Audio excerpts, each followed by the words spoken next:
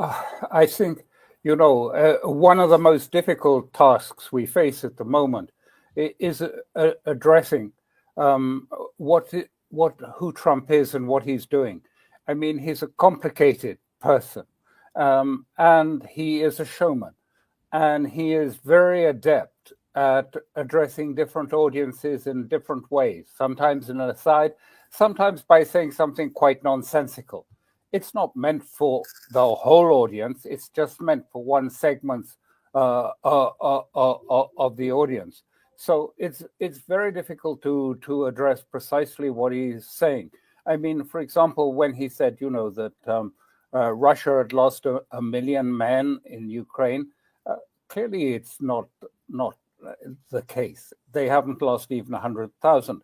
So why does he say it?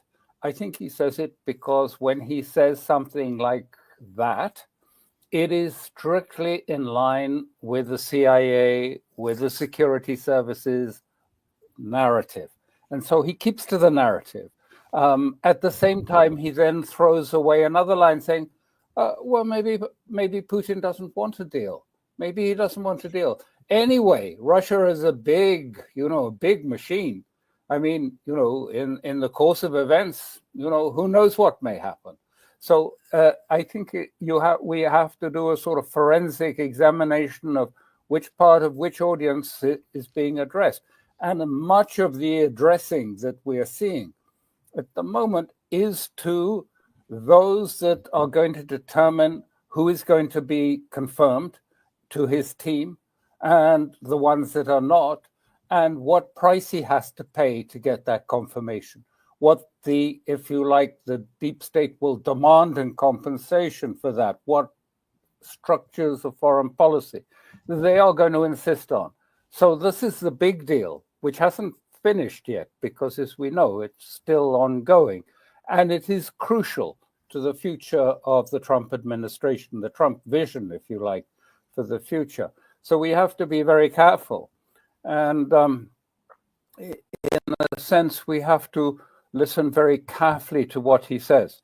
Now, I'm speaking to you from Moscow, and I would advise people to listen very carefully to what President Trump has said about talks, the words that he uses, and also to listen very carefully what President Putin has said.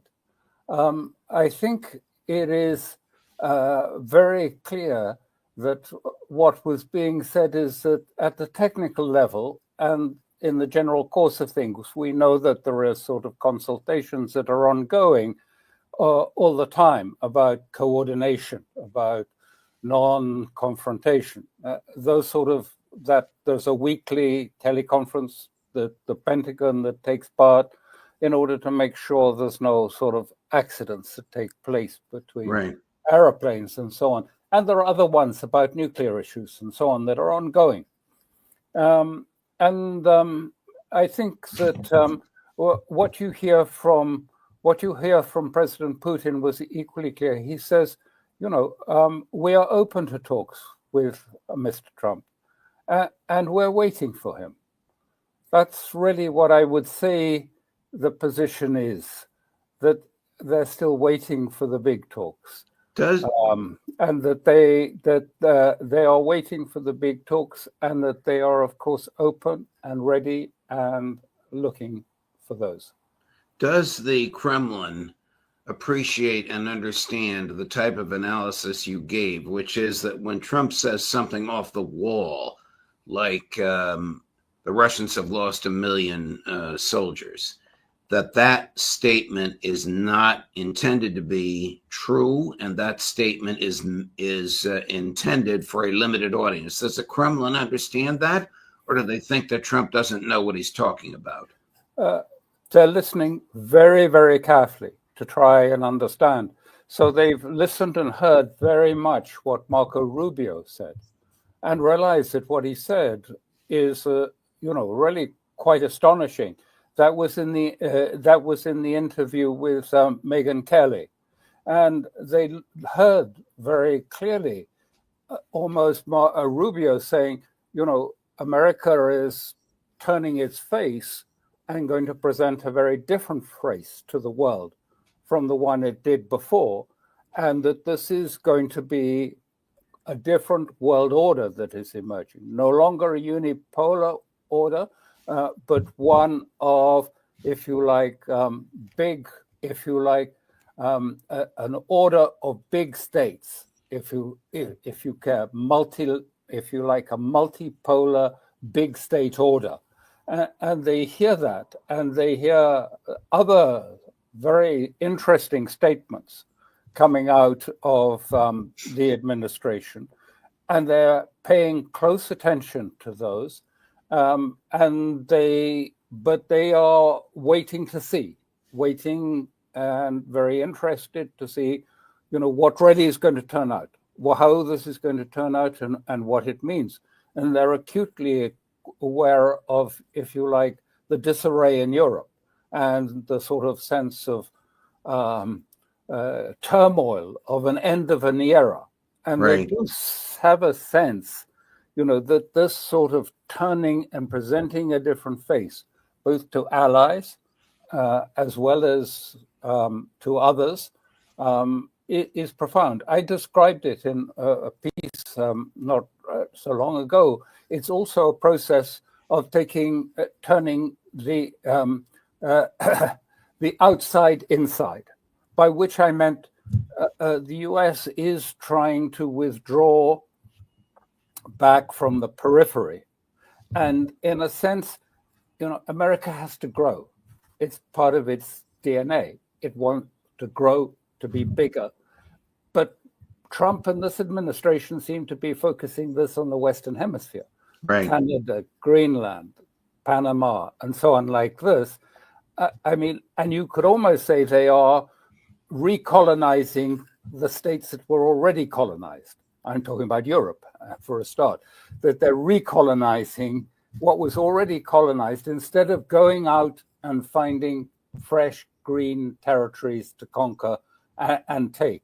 So America's going to come bigger via Canada and Greenland and South America, rather than by, if you like, exerting its authorities in the more distant past. That's what I mean. Rather like Rome did in the ancient times, when the distant provinces of the empire were drawing too much resources on Rome, it started drawing back from those areas in order to preserve the resources at the center and to preserve the, if you like, the institutional structure in old Rome itself.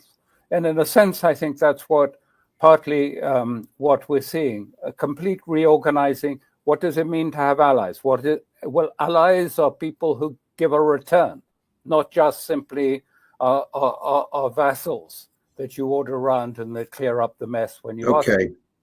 Speaking of allies, so-called allies, let's transfer over to Israel. Big picture question. What did Israel and Netanyahu gain by their genocide in Gaza? A catastrophic defeat, a major searing defeat in terms of the objectives that were at least nominally declared, that this was going to be a new Middle East that they were setting up, and that they were going to defeat Hamas, and Hamas would be gone. You'll recall that this was the prime thing. Hamas would not be in Gaza again, finished, gone. And quite clearly, the release of hostages has sent a sort of a really psychic shock through Israel. I mean, they've seen, Gaza parading militarily and in uniform and with their weapons, and they can see. I mean, it's not a question of being told. They can see and they feel, more importantly, this great defeat. And the question is now what happens? And all this hangs on what happens in Washington. And one of the big shifts that have come about now, because I'm speaking to you on Monday. Now, Monday is the day the first phase of the hostage release concludes, and it is supposedly the beginning of the discussions, or at least it was supposed to be by Monday at the latest, that the discussions of second phase release would take place. Well, that hasn't happened, not at all. And in fact, what is happening is your old friend, Ron Dermer, has been given charge of this discussion. And the discussion is leaving Doha, Qatar, and is being moved to Washington, directly with President Trump in these coming days. And so there is a big shift. And the question is, what is Israel going to ask for? What are they going to get? And there are alternative views, but there is a binding problem that is going to be laid in front of Mr. Trump, which is that the Israelis signed a ceasefire agreement, which leads to an end, if you like, to the end of conflict and a complete withdrawal from Gaza. And the Prime Minister and the cabinet have promised Smotrich and Ben-Gvir the opposite, that there will be a resumption of war and a resumption of fighting. Let me just interrupt you for a minute. Has the public seen the agreement and the appendix to it, or has Netanyahu kept this stashed in the safe in his office? It's kept secret. And there have been an application to the Supreme Court to try and make it public, and it has so far not succeeded. But there are, and it is held very, very tightly, the details of it, but some of them have been leaked out and they're in Hebrew to see. It's a very clear undertaking that then war would return for what purpose? Well, to continue the project that was started after the 7th of October, which is to cleanse Gaza of its Palestinian population. And the Israeli right in Israel want to return to that project and have got a commitment from Netanyahu to do it. So how's he going to manage it with Trump? Now, I think the first thing that we will do is we understand from a government minister that what Trump said on Air Force One about some population going to Jordan, some going to Egypt from, about 1.5 million, I think he suggested, from Gaza while it was rebuilt. Well, I think that was coordinated by Netanyahu in order to keep his right wing at bay, to, if you like, give them something else, and a new vision, a new, if you like, a new sort of bait to follow. And they loved it. Of course they loved it. They said, this is great. We must follow up. We must make sure that this happens. And just to reinsure, to keep his government intact, he gave Smotrich the opportunity to forage into the West Bank. And there's heavy fighting going on in the West Bank and Jenin. I mean, really rather like Gaza. Tough situation taking place there. And so how's he going to play it with Trump in these next days? We don't know, of course. And so I'm only speculating. But the informed speculation is that he is going to really try and do a deal. First of all, one option would be to say to Trump, well, look, I'll do phase 2 of the hostage release, which he knows Trump wants, and that's what he's talking to Wickoff about now in this coming period. I'll do the deal and release more hostages, and in return, I want normalization. You give me normalization with Saudi Arabia. But he may do a different option, which is to say, look, Saudi Arabia may be difficult, but why don't we do, if you like, I do the deal and you do Iran.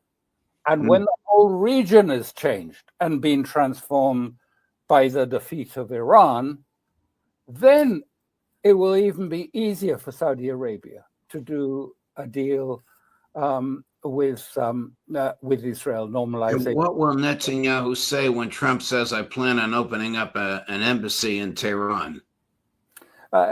He's going to try and negotiate this and say to to Trump. Look, I'm under huge pressure from my right. They want to clear Gaza of its population. They're going to go and they're going to want to start the war again. And if you don't help me by doing something about Tehran, then I have no option. I have to keep it's either that or we go to elections soon. And we may go to elections next year. How Because I can't do both.